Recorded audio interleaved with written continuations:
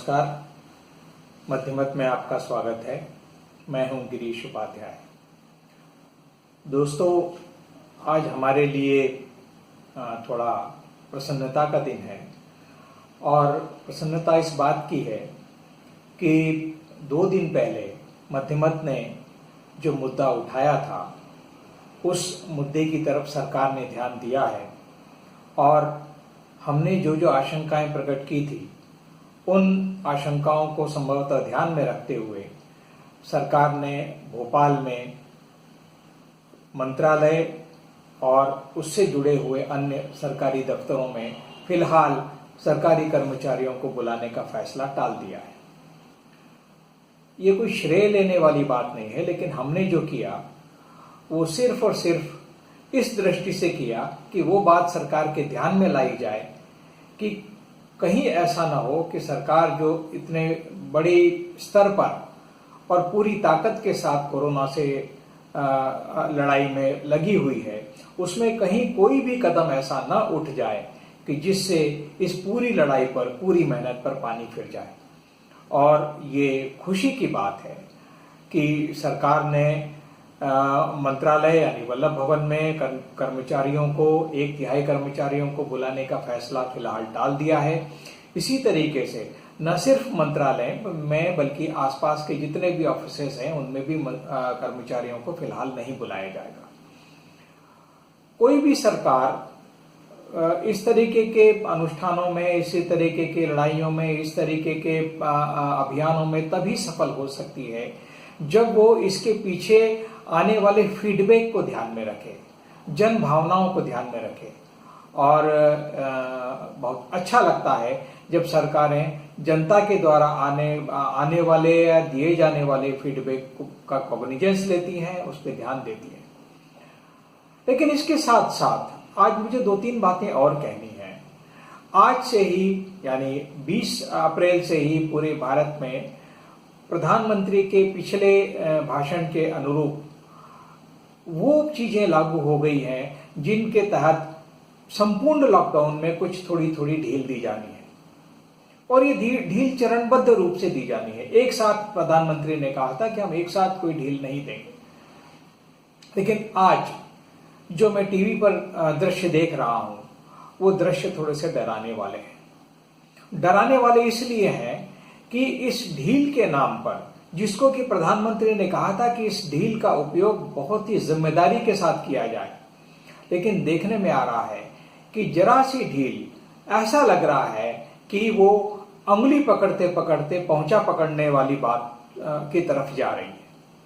ध्यान रखना होगा कि सरकार ने जनता की सहूलियत के लिए, जनता के जरूरी कामकाज निपट सके उसके लिए, देश की आगे की व्यवस्था, खासतौर से आर्थिक व्यवस्था, कृषि क्षेत्र की व्यवस्था सुचारू रूप से चल सके, इस लिहाज से इस तरह की ढील देने के फैसले किए हैं। लेकिन इसका मतलब ये नहीं समझा जाना चाहिए कि लॉकडाउन को पूरी तरह से हटा लिया गया है। एक चीज और देखने में आ रही है कि आमतौर पर चाहे वो सोशल मीडिया में हो, मुख्य मीडिया में भी कुछ हद तक बात है, इलेक्ट्रॉनिक मीडिया में, टीवी डिबेट्स में भी इस बात को बार बार कई लोग कह रहे हैं, जिसमें कि सरकार की भूमिका की, सरकार के फैसलों की तरह तरह से आलोचनाएं हो रही हैं। निश्चित रूप से अगर लोगों को असुविधा होती है तो उनकी असुविधा का कॉग्निजेंस लेना, संज्ञान लेना, उनको सरकार के सामने लाना, ये मीडिया का कर्तव्य है और उसमें सोशल मीडिया भी एक बहुत बड़ा भागीदार बनता है। लेकिन क्या हम ऐसा मानते हैं कि इस पूरी लड़ाई में केवल और केवल भूमिका सिर्फ सरकार की है? मुझे तो ऐसा लगता है कि सरकार जो अपने स्तर पर कर रही है सो कर रही है, लेकिन सरकार के किए धरे को चौपट करने और उस पर पानी फेरने का नाम लोग ज्यादा कर रहे हैं। अगर ऐसा नहीं होता तो आए दिन अलग अलग शहरों से इस तरह की खबरें नहीं आती जहां पर कि लोग लॉकडाउन का उल्लंघन करके सरेआम निकल रहे हैं, शादी ब्याह के जलसे हो रहे हैं, धार्मिक आयोजन हो रहे हैं और अन्य तरीके की पार्टियां आयोजित की जा रही है, लोग घूमने, लोग पिकनिक मनाने निकल रहे हैं ऐसे समय में। इसको क्या कहा जाए? क्या इस लड़ाई से लड़ना, इस महामारी से लड़ना केवल सरकार की जिम्मेदारी है? क्या ये केवल सरकार के बूते की बात है? मैं समझता हूं बिल्कुल नहीं। इसके लिए जब तक आप मान लीजिए, यकीन रखिए और लिख कर रख लीजिए कि जब तक खुद देश की जनता और हमारा समाज इस पूरी लड़ाई में एक साथ उठकर खड़ा नहीं होगा, साथ नहीं देगा, तब तक सरकार चाहे जो कर ले, चाहे जितने भी इंतजाम कर लिए जाएं, हम इस लड़ाई से नहीं जीत सकते। तो हमें सरकार की तरफ दबाव बनाना होगा कि वो जनता के दुख दर्दों की तरफ ध्यान दे, उनकी मुश्किलात की तरफ ध्यान दे। लेकिन उसके साथ साथ हमें अपनी भी जिम्मेदारी समझनी होगी कि क्या सरकार जो कह रही है, इस लड़ाई से लड़ने में सरकार जो उपाय कर रही है, उस लड़ाई में, उन उपायों में हम सहभागी बन रहे हैं या उनमें रोड़ा अटकाने का काम कर रहे हैं, उन कोशिशों पर पानी फेरने का काम कर रहे हैं। ये हमको ध्यान में रखना होगा। एक और मुद्दा जो मैं आपके साथ शेयर करना चाहता हूं, पिछले कुछ दिनों में सोशल मीडिया पर भी और बाकी जगहों पर भी कुछ अलग अलग तरीके के उपाय सामने आ रहे हैं। लोग अपने स्तर पर बहुत सारी चीजें कर रहे हैं कोरोना से निपटने के लिए, लेकिन ऐसे कोई भी प्रयास बगैर विशेषज्ञता के, बगैर जो लोग इसके जानकार हैं उनकी जानकारी या उनकी अनुमति या उनकी जानकारी में लाए बिना नहीं किए जाने चाहिए। क्योंकि इस तरीके के छोटे मोटे प्रयोग आपको ऐसा लगता है कि यह प्रयोग करने से फायदा हो सकता है, लेकिन वो आपकी दृष्टि में आपको ऐसा लग रहा है। कहीं ऐसा ना हो कि उस फायदे के बजाय उल्टे समाज को या व्यक्ति को दोहरा नुकसान उठाना पड़े। और इन कोशिशों में निजी तौर पर किए जाने वाले इलाज से लेकर सामूहिक तौर पर की जाने वाली कोशिशें तक शामिल हैं। अभी आज ये आपने पढ़ा होगा, पिछले कई दिनों से देश के कई जगहों से इस तरह की खबरें आ रही है कि एक सैनिटाइजेशन टनल का निर्माण कर लिया गया है, एक ऐसा चैम्बर बना दिया गया है जिसमें से लोग अगर गुजरेंगे, उसके अंदर लोगों को थोड़ी देर के लिए, कुछ सेकंड्स के लिए ठहरा दिया जाएगा, तो वो बिल्कुल डिसइंफेक्टेड होकर निकलेंगे, वो संक्रमण रहित होकर निकलेंगे। लेकिन आज ये खबर छपी है कि इस तरीके का जो स्प्रे है, सोडियम हाइपोक्लोराइड जो स्प्रे है, उसका स्प्रे से शरीर का एक्सपोजर, यानी खुले शरीर पर उस केमिकल का लगना हमारे लिए, हमारी त्वचा के लिए, हमारी आंखों के लिए, हमारी सांस के लिए, हमारे फेफड़ों के लिए बहुत नुकसानदायी साबित हो सकता है।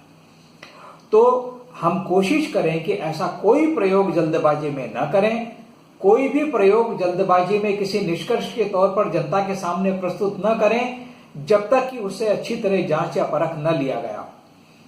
पिछले दिनों कोरोना से ठीक होकर आए कुछ लोगों से मेरी बातचीत हुई, उसमें कुछ लोग डॉक्टर भी थे। उन्होंने कहा कि हमें जो दवाइयां दी जा रही है वो डॉक्टरों की निगरानी में दी जा रही है, लेकिन मीडिया में ये जो क्विनाइन की गोलियों के बारे में, कुछ एंटीबायोटिक के बारे में जो छप रहा है कि उन्हें वो दी जा रही है, ऐसी खबरें भी आने लगी हैं कि कुछ लोग अपने स्तर पर बिना किसी डॉक्टरी परामर्श के इस तरीके के उपचार खुद ही शुरू कर दिए। ये खतरनाक हो सकता है। इन चीजों को हमको बगैर डॉक्टरी परामर्श के इनका इस्तेमाल नहीं करना है। एक और चीज जो देखने में आ रही है कि कोरोना संक्रमण से निपटने के लिए मैं किसी प्रयास की आलोचना नहीं कर रहा। हर व्यक्ति को अपने स्तर पर प्रयास करने का हक है, उसको करना भी चाहिए। इस लड़ाई के महायज्ञ में वो अपने इस तरह से जितना योगदान दे सकता है उसको अवश्य करना चाहिए। लेकिन कुछ चीजें ऐसी हो रही जिनका लॉजिक समझ में नहीं आता। केवल मुझे ऐसा लगता है कि कुछ चीजें अपना मीडिया शूट करवाने के लिए, अपने आप को दिखाने के लिए, अपनी खुद की प्रस्तुति या अपने खुद की लाइजनिंग करने के लिए दिखाई या बताई जा रही है। जैसे एक मुझे हंसी आती है या मुझे समझ में नहीं आता, एक दृश्य आप लोगों ने भी देखा होगा कि कुछ इलाकों में यह बताया गया कि ड्रोन से किसी दवाई का छिड़काव किया जा रहा है। अब मैं समझ नहीं पाता हूं कि ड्रोन कम से कम 20-30 फीट ऊपर तो उड़ता होगा किसी भी सतह से। अगर आप 30 फीट ऊपर किसी उड़ती हुई चीज से कोई छोटी सी बोतल में, अब ड्रोन की भी एक कैपेसिटी होती है, वो कितनी तो बड़ी बोतल होगी, और उससे अगर आप स्प्रे कर रहे हैं तो उसका फायदा कहां तक पहुंचेगा? क्या हम हवा के अंदर उस स्प्रे को मिलाने के लिए कर रहे हैं जिसका कोई मतलब नहीं है, विशेषज्ञों के हिसाब से भी कोई मतलब नहीं है, लेकिन ऐसी दिखावे के लिए ऐसी बहुत सारी चीजें हो रही है।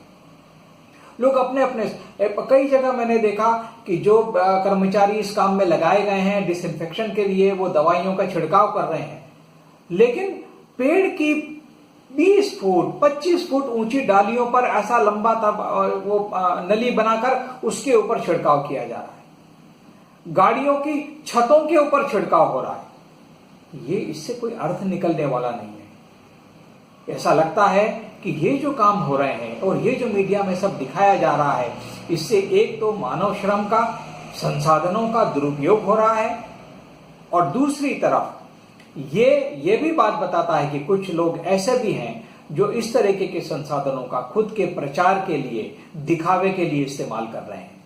ये समय दोस्तों दिखावे का नहीं है, ये समय ठोस कुछ करने का है। अगर आपसे कुछ बन नहीं रहा तो आप चुपचाप घर में बैठें, लेकिन आपके ये दिखावा करने से भ्रम और फैलता है, चीजें और बिगड़ती हैं। तो उम्मीद की जानी चाहिए कि हम इन सारी बातों को समझेंगे। सरकार अपने स्तर पर जो प्रयास कर रही है वो कर रही है, लेकिन सरकार के प्रयास तभी सफल हो सकते हैं जब हम सब मिलकर उन प्रयासों को सफल बनाने का संकल्प लें, हम उसमें सहयोग करें। और सबसे बड़ा सहयोग ये है कि सरकार ने अलग अलग समय पर जो दिशा निर्देश जारी किए हैं, हम उन दिशा निर्देशों का पालन करें। हम इनका उल्लंघन करके इस लड़ाई को भोथरा बना रहे हैं, इस लड़ाई को कमजोर कर रहे हैं, इस लड़ाई को और लंबा खींच रहे हैं। जितना लंबा हम खींचेंगे, लॉकडाउन जैसी चीजें उतना ही लंबा जाएगी, और हमारा और आपका, जिनको घर पर खाने पीने के सारे सामान मौजूद हैं, उनका तो कुछ नहीं बिगड़ेगा, लेकिन उन लोगों का बहुत कुछ बिगड़ जाएगा जिनको रोज कुआं खोदना है और रोज पानी पीना है, रोज मजदूरी करनी है और रोज पेट भरना है। हम अपने लिए न सही उन लोगों के लिए सोचें, और भगवान के लिए, समाज के लिए, देश के लिए, इस समूचे राष्ट्र के लिए और मानवता के लिए कोशिश करें कि हम ऐसा कोई काम न करें जिससे कि इस लड़ाई के मोर्चे पर हम कमजोर पड़ें। नमस्कार।